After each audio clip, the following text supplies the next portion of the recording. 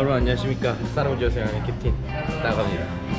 저는 현재 이스라엘 예루살렘에 있고 오늘은 투어를 한번 가볼 건데 울트라 오소독스 주이시 극보수주의 유대인 마을을 한번 가볼 겁니다. 여기 호스텔에서 투어가 있더라고요. 다시 한번 가보겠습니다.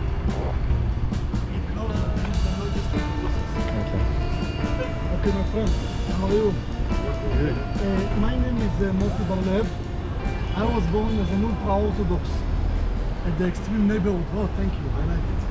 You will do it all of the tour? Yes. Perfect. Thank I was you. born as the ultra-Orthodox neighborhood called Mea Shearim. This is the very extreme neighborhood of the ultra-Orthodox. 20 years ago, I left the ultra-Orthodox, and right now, making researches about the ultra-Orthodox, and also I'm a tour guide all over Israel, especially in Jerusalem. Here in Israel, how we call the ultra-Orthodox in Israel? Perfect, Haredim. Haredim in Hebrew is like the people that they are scared, they are fear, and it's very accurate. It's the anxieties from the outside world, from the Western world culture. That's the reason why they lock themselves inside like eye walls. In Israel, we've got 1,200,000 Haredim among 9 million civilians. They are like 12% of the population in Israel, and it means a lot. What is the difference between a regular religious person and the Haredim? Look at the guy over there. He is a religious person, he got the kippah, but his haircut is quite a Western world style, and he wears jeans and a t-shirt. He is not a Haredi.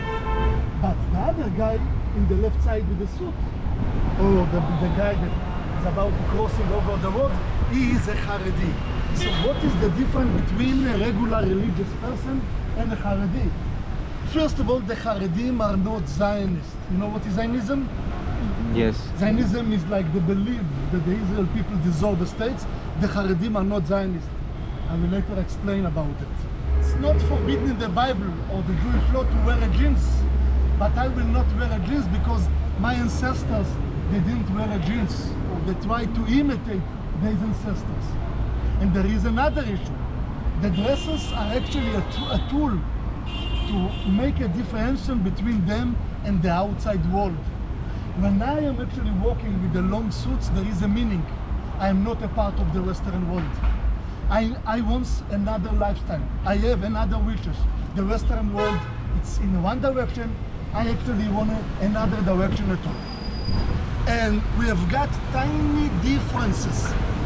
The three main branches of the Haredim are the Letahim. Letahim are Jewish people that came from Lithuania. The other are the Hasidim, Jewish people that came from east of Europe, Ukraine, Poland, and so on. And the Sfaradim are the Jewish people that came from the Arab states, which mean Yemen, Moroccan, Iraq, and so on. The Lithuanian, let's say it's quite easy to recognize them. They actually wear the short suits with the Italian hats. Mostly the singles are shaving the beards. Contrary, unlike the Hasidim, they have a long beard. The Hasidim will never touch the beard. From this point of view, the beard is a spiritual symbol. I do not touch it. The Sfaradim, again, the Sfaradim are the Jewish people that came from the Arab states, but we will recognize them according to the color of the skin. Sorry to say it. They are a bit darker. They came from the Arab states. I want to say, very careful.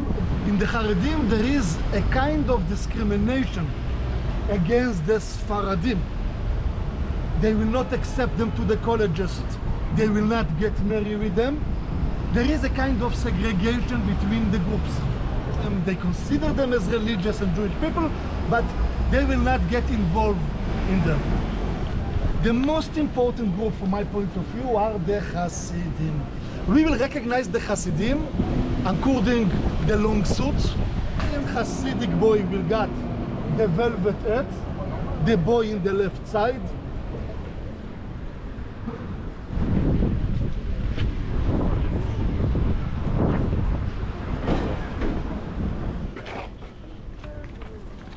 안녕. You know, in the Judaism, we have got many values. Family? Family? Okay, sub-value. We have got many values. To do favor, to pray, to follow the rules of God, to do the mitzvot. And we have got to study Torah.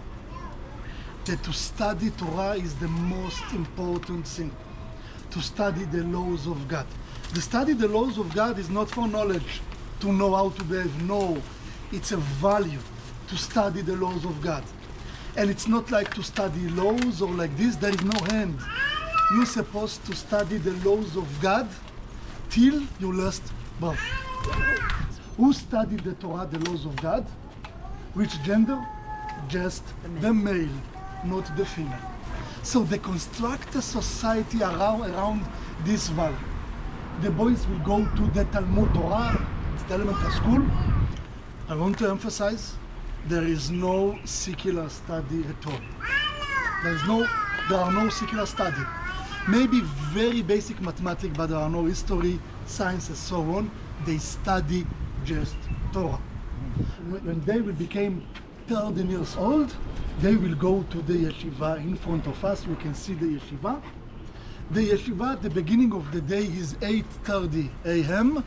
and the end is 10:30 p.m. He wants to go to the yeshiva? No. Don't worry, they will not accept it. So, they sit, couples. One is asking a question, another is answering. The motto is actually to analyze the text. It's a tradition of more than 1,000 years. If you are a boy that studied Torah and you are a genius, so you will be honored. People will give you respect. And when you will come to the age of the marriage, the parents, they give money to the couple when they're getting married. Most of the money will give the parents of the girl because they have her honor to buy like a son-in-law that studied Torah. The prizes, an average boy, not a genius, is like half a million shekel. A genius guy will get $1 million and $1.5 million shekel. Why do you actually prepare such a lot of money? He says, like in the Western world, somebody, he wants a brand, he buy a Mercedes or like this, so I want a brand, and my brand is actually a genius boy. After the marriage you continue to study Torah. If you will study Torah, you will be an head of a yeshiva, a college, and if you will survive your 90 years old, you will become the chief rabbi of the Lithuanian. The chief rabbi of the Lithuanian is one of the powerful person by the Haredim and even outside. And study Torah, a guy, 90 years old, 17, 18 hours a day. And you will see people asking his advice, politicians coming to ask his support, and so on. And 500,000 of people from Israel participated in his funeral. So who brings the money? Who brings the income? The wife. The wife, the women. That's very interesting. There is no civilization like the Haredim civilization that the girls are more educated in secular study than the men. A common boy here, if he's not from abroad, don't know ABC, even nothing. A common girl will know. After the marriage, the women, they will go to work. They will bring the income. The most valuable thing to do is to study Torah. The world exists because of the study of the Torah. So you will get a nice portion in heaven. What about your wife? So if she brings the income, she shares with you the place in heaven. This is the duty of the women. We have got here 2 missions. The boys study Torah, and the women, they raise up the children, and they brings the money. Questions? Yes.